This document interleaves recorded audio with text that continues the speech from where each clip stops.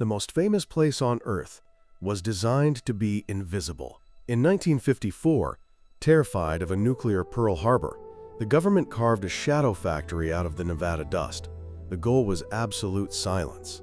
But instead, they triggered a chain reaction that spiraled out of control. How did a tool of national security accidentally forge the most enduring conspiracy theory in history? The answer isn't in the stars, it is in the shadows.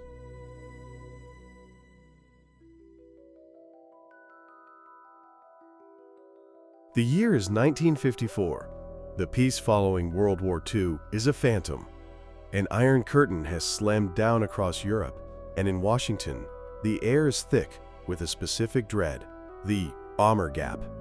Intelligence analysts believe the Soviets are mass-producing long-range bombers capable of a surprise nuclear strike. President Eisenhower, a man who commanded the invasion of Europe, now faced an enemy he could not see. He needed to count their bombers, to map their missile sites, but sending a military plane across the border was an act of war. The only solution was a ghost, an aircraft that could fly so high it would be invisible, untouchable. The task fell to CIA officer Richard Bissell Jr. He knew a revolutionary aircraft demanded a revolutionary home, a blank space on the map. In the spring of 1955, flying over southern Nevada, he found it, a vast, dry lakebed called Groom Lake. Isolated and buffered by the atomic Nevada test site, it was the perfect canvas for a shadow factory. With a dark sense of humor, Bissell dubbed the camp Paradise Ranch to lure in workers, a necessary lie to build the infrastructure for the larger one to come. For the aircraft itself, the CIA turned to Clarence Kelly Johnson, the formidable head of Lockheed's legendary Skunk Works. Johnson was an engineering sorcerer who promised the impossible, a plane that could fly at 70,000 feet for 3,000 miles, designed and built in just 8 months. In a dimly lit hangar, his team conceived a marvel of minimalist design, more a powered glider than a jet, with impossibly long, slender wings. In the Nevada desert, bulldozers carved a base from dust. In California, an angel was being forged. The lie was taking shape. What rose from that dry lakebed wasn't just a series of revolutionary machines. It was the physical manifestation of a nation's paranoia. And as these strange phantoms took to the sky, they began to haunt the American imagination. The first was codenamed Aquatone, later known as the U-2. It was a fragile, ungainly thing, built for one purpose: to climb higher than Soviet radar and fighters could reach. Flying it was a terrifying balancing act. At 70,000 feet, the margin between stalling and the fragile airframe being torn apart was less than 10 knots. Pilots called it the coffin corner. From that altitude, they could see the curvature of the Earth, the highest human beings in history, floating in the silent stratosphere. Their silent passage had a profound consequence. In the late 1950s, Project Blue Book was flooded with UFO reports. Commercial airline pilots, flying at 20,000 feet, would see impossibly high, bright objects moving at unnatural speeds. They were seeing the U-2. Flying nearly 4 times their altitude, its silver skin would reflect the sun long after dusk had fallen below. To a pilot, it was a single, brilliant point of light moving silently through the twilight. The CIA was trapped. Admitting the truth would reveal their most important intelligence asset. So they lied. Investigators dismissed credible testimony from veteran pilots, blaming sightings on ice crystals or weather balloons. Every denial chipped away at public trust, creating an information vacuum that a far more sensational story would rush in to fill. On May 1, 1960, the illusion of invincibility shattered. Francis Gary Powers' U-2 was shot down over the Soviet Union. The need for a successor, something not just high, but untouchably fast, became a national emergency. Kelly Johnson's team returned to the desert with Project OXCART. The goal: a titanium reconnaissance plane that could fly over Mach 3 at 90,000 feet. The result was the A-12, the Archangel. It was less an aircraft and more a black spearhead from the future. Its flattened, alien shape was designed to be inherently unstable, a beast tamed only by computers. Air friction heated its skin to over 500 degrees Fahrenheit. At night, its massive engines left incandescent shock diamonds in its exhaust, and the superheated titanium itself would sometimes cast a faint, otherworldly glow. A new phantom now haunted the night sky. By the mid-1970s, speed and altitude were no longer enough. The game shifted to invisibility.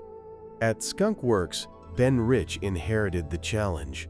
His solution was Project Have Blue, the prototype for what would become the F-117 Nighthawk. The engineers called it the Hopeless Diamond, an ugly, angular beast made of flat panels designed to deflect radar waves, not to fly gracefully. It flew only in the dead of night, a silent, black, triangular craft moving with unnatural stability. The government wasn't just hiding an aircraft. They were beta testing a new ghost story. The age of the silver saucer was over. The era of the silent black triangle had begun. In 1989, a man stepped forward to provide an explanation for it all. His name was Robert Scott Lazar. In a series of televised interviews, his face in shadow, he claimed to be a physicist at a secret facility south of Groom Lake he called S4. His job, he stated, was to reverse engineer the propulsion systems of captured extraterrestrial vehicles. Lazar's story was a bombshell. It landed at the perfect moment. The Cold War was ending, and public trust in government was at a low ebb. He provided names, schematics, and a tantalizing plot that perfectly filled the information vacuum the government had spent decades creating. For 40 years, the official policy was silence. The base did not exist. This absolute denial now backfired spectacularly, and Lazar's story was the key that seemed to unlock the mystery. The verifiable history of revolutionary aerospace engineering became permanently entangled with an unprovable tale of otherworldly technology. The myth now had a prophet. Area 51 was transformed from a rumor into a global brand. Hollywood came calling. Time's Independence Day asterisk made the base humanity's last bastion. The X-Files cemented the idea that the truth was hidden in the desert. The top-secret installation, designed to remain unknown, had ironically become one of the most famous places on Earth. Then, in August of 2013, the CIA finally blinked. They released a declassified history of the U-2 and OXCART programs. And there, on a map, was the official admission, a small box around Groom Lake, labeled Area 51. The confirmation was monumental, yet anticlimactic. The government admitted to astonishing engineering, but the public had been playing a different game for 50 years. The declassified truth simply could not compete with the myth. The most profound echo in that desert is a human one. The thousands of engineers and pilots who built these machines lived lives of profound secrecy, unable to tell their families what they did.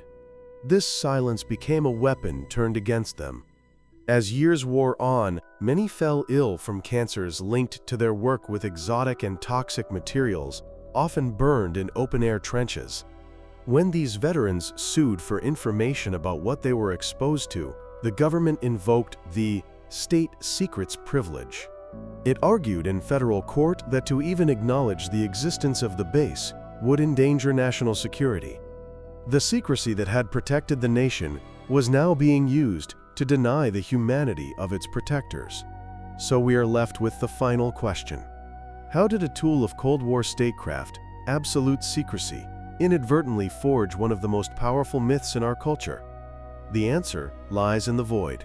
The government created a perfect vacuum, and the American imagination rushed in to fill it. What grew was a legend that speaks more to our anxieties about power and suspicion of authority than any extraterrestrial reality. Area 51 is two places now, a physical location where brilliant minds still push the boundaries of the possible, and a landscape of the mind, ground zero for a uniquely American mythology. For the men who built America's ghost fleet, the price of secrecy was their health and their history. Their silence created a void, and a legend rushed in. The files may be declassified, but as we've seen, the myth is often louder than the truth. Our investigation into the shadows of history is just beginning. If you believe these stories deserve to be dragged into the light, you can help us keep looking. Like this video to support the signal, and subscribe to ensure you don't miss what we uncover next. The void is vast. I'll see you in the next investigation.